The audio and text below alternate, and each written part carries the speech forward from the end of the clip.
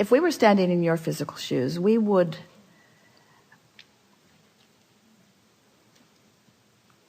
decide to be lazy. We're reaching for the perfect word. We would decide to be lazy for a little while. Because in your giving yourself permission to be lazy, you're giving yourself permission to allow your grid to fill in with everything that you've already chosen and put into your vortex. The word lazy has an unpleasant connotation, doesn't it? Because it's humans measuring themselves against other humans based upon a flawed premise. And the flawed premise is, the more you do, the more you're worth. And that is the most flawed of all flawed premises. I'd like to give you the premise that is at the basis of your universe. The better you feel, the more you allow. You could not be more deserving. You came as deserving beings into this time-space reality with powerful and clear intent. You've been mixing it up with others and defining what's important, not only to you personally, but important to you on behalf of others. You've included in your vortex the well-being of many others. In some cases, mass consciousness. In some cases, a community. In some cases, a family. But you've included in your vortex a desire for the well-being of far more than your personal self. But it is necessary for you to tend to the well-being of your personal self in order to be a productive advocate for the well-being for anyone else. In other words, you cannot give, or you cannot extend, or you cannot punctuate, or you cannot accentuate, you cannot assist anything that you are not already feeling. Which means, if you are wanting in an altruistic way to be of advantage to everyone you know, you first have got to find a way to be of advantage to yourself. Which means you want to carve out more time to be nicer to yourself. More private time. More time under the bridge. More time where others are not telling you what to do. More time when you are satisfying your own personal intention for things. If we were standing in your physical shoes and someone were to ask you to do something, we would stop in the middle of the request and we would evaluate it completely. And we would say to them, I sincerely desire to accomplish this request that you are offering.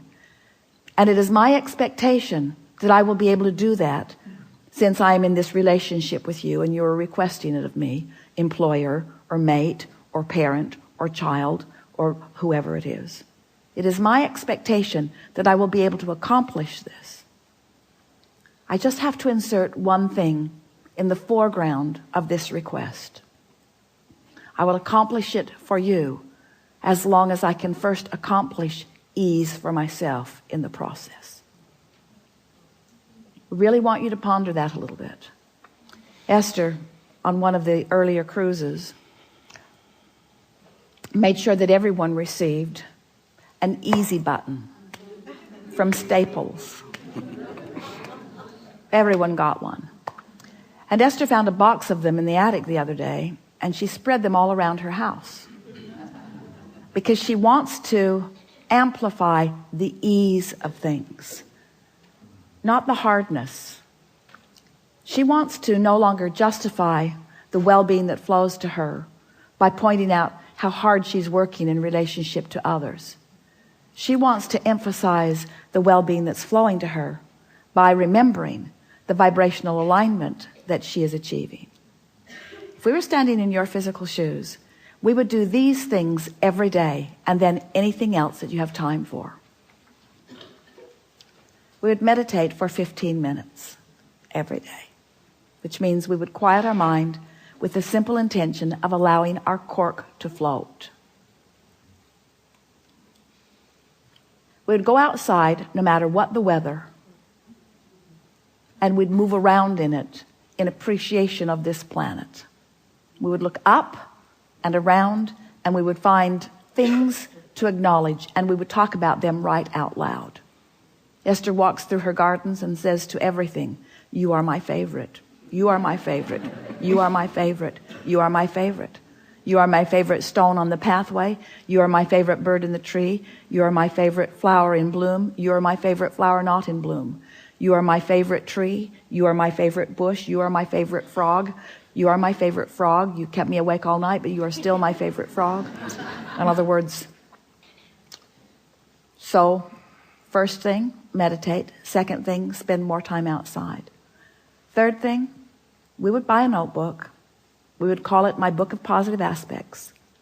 And we would fill at least 3, 4, 5 is even better, pages of positive aspects. 5 different subjects, and write the positive aspects of it. Training your vibration into that upward place. And then there is one last thing that if we were standing in your physical shoes, we would do every single day.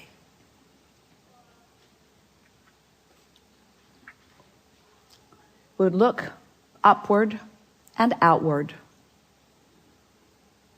It's best if you do it outside or standing at a window. And we would acknowledge that there are universal forces that are focused right at you. We would acknowledge by calling it by name, if you have a name that you like. And we would say, I acknowledge that I am the object of your positive attention, and I'm appreciating your continual gaze on behalf of my well-being. And today, no matter where I am, no matter where I am going, no matter what I am doing, and no matter who I am doing it with, I will be in conscious awareness that you too are there with me, appreciating me, supporting me, assisting me, acknowledging me, inspiring me,